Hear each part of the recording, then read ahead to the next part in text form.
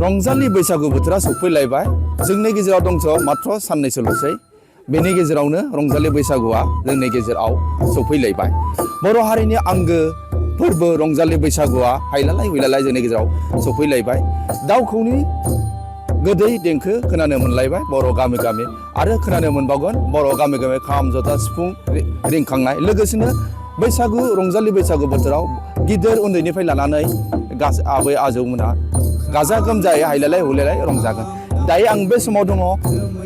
चिरां जिल्लानि रौमारिनि थाइजौगुरिनि मोनसे सिफुं हारिमु आफादनि मोनसे मावख'आव बाहाय बैसागु बोथोरनि रंजालि बैसागु बोथोरनि तालिम खालामनाय दंफैयो बे समाव आं नोंथांमोननि फारिबादिखौ आरो लोगोसेनो सिफुं हारिमु आफादनि माखासे दैदेनगिरि बिथांमोना गावसोरनि जिखिनि सोलोंसाफोरखौ लानानै माने तालिम मोनसे हाबाफारि लानायखौ जों नुनो मोन्दों रंजालि बैसागु बोथोरखौ बिथा खालामनानै बे समाव आंजों दङ सासे सिफुं हारिमु आफादनि सासे दैदेनगिरि बिथां बिजुलि ब्रह्म बिथाङा सिफुं हारिमु आफादावनो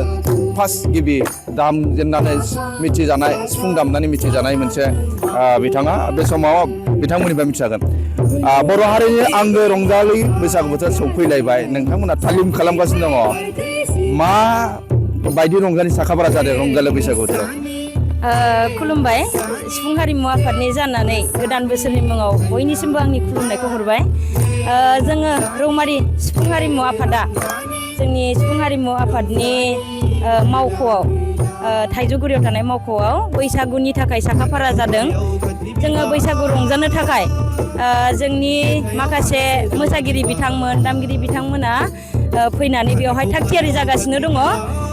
बेवहाय जोङो बैसागुनि थाखाय साखाफारा जादों होनोब्ला बैसागुनि मेथाइफोरखौनो लानानै साखाफारा जादों बेयाव जावजा मोसानाय मोनगोन देमसि मोसानाय सोलोंदों हौवा हिन्जाव मोसानाय सोलोंदों बैसागुनि हिन्जावफोर गोजा दङ आरो गोदान मेथाइजोंबो सोलोंनायखौ लागासिनो दङ नोंथांमोना जिहेतु रंजालि बैसागु बोथोरखौ लानानै फ्राय बांसिनानो तालिम खालामगासिनो दङ बेसेबांसो बाव बाहागो लादों बेयाव गासै 30सो जोङो फंबाय बिनानावफोरा बैसागुनि थाखाय तालिम खालामगासिनो दङ 30निबो बांसिन जागोन गाहाय नोंथांमोना बाहाय बर'नि दामजु लानानै बांसिन सोलोंनाय जादों नामा औ बर'नि दामजुफोरखौनो बाहायनाय जादों खाम सिफुं सेरजा जथा जाबख्रिं आरो लोगोसे गंगोना नोंथांमोना गुबुन गुबुन जायगायाव बाहागो लाहैनायनि थाखाय साखाफारा जादों नामा औ जोङो गुबुन गुबुन जायगानिफ्रायबो जोंखौ हांख्राय हरदों आरो बबेबा जायगाफोराव जुदि हांख्राय हरनो गोसोब्ला आरोबाव सिफुं हारिमु आफादखौ सुलाद लानो हागोन नोंथांमोना गामियाव माबायदि रंजालि साखाफारा जानानै जिहेतु बोसोराव खनसेल' फैयो रंजालि बैसागु बोथोरा बेयावहाय बाहागो लाफैनाय सिफुं हारिमु आफादाव बाहागो लाफैनाय साफ्रोमबो फंबाय बिनानावफोरानो आरोबाव गामियावबो थांनानै गामिनि हानजाजोंबो बिसोरो मोसानो साखाफारा जादों जिहेतु गामियाव जोंहा बैसागुआ सानसे एबा साननैल' फालिनाय जायो गामियाव बिथांमोना सानसे साननै गामियाव बैसागु रंजाखांनानै ग्रोब आरो सिफुं हारिमु आफादाव फैफिनगोन बिथां बिजुलि ब्रह्म बिथाङा फोरमायदोंदि रंजालि बैसागु बोथोराव गाजा गोमजायै रंजानो थाखाय बिथांमोना साखाफारा जाबाय गावसोरनि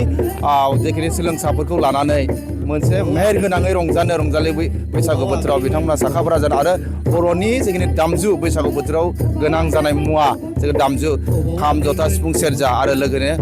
गावसोरनि जेखिनि ट्रेडिसनेल रंजालि बैसागु बोथोरनि बेखौ लानानै बिथांमोना रंजागोन आरो फैगासिनो दं जोंनि गेजेराव रंजालि बैसागु बोथोरा भिडिअ जार्नालिस्ट प्रनेश चौधुरीजों लोगोसे चिरांनिफ्राय निजोम दैमारि बड'लेण्ड